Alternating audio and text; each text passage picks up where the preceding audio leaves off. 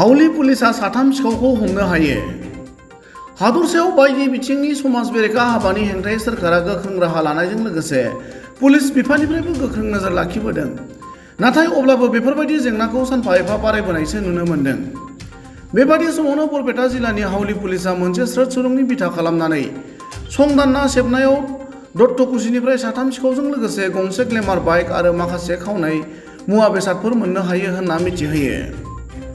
हावलि पुलिसा हमनो मोननाय साथाम सिखावफोरा फारियै बरपेटा दत्तकुसिनि मुस्ताफिजुर रहमान, हावलि देउलियापारानि सुल्तान माहमुद आरो बरपेटा दनाकुसिनि इकबाल हुसैन। हमजानाय साथाम सिखावआ गोबां सिखाव खावनाय जाथायाव सोमोन्दो थानायजों लोगोसे ड्राग्स फालांगियावबो आखाइ दं होनना पुलिसनि फारसेनिफ्राय मिथिहोयो। गुबुन फारसेथिं हमजानाय साथाम सिखावजों लोगोसे हमनो मोननाय ग्लेमार बाइकनि नम्बरा AS-01DV3880 होनना मिथिहोदों। बे समाव हमनो मोननाय साथाम सिखावखौ पुलिसा बांसिनै मिथिनो थाखाय सेबबाय थादों होनना मिथिनानै मोन्दों। हावलिनिफ्राय पुरन देउरिनि रिपर्ट, समनि रादाब।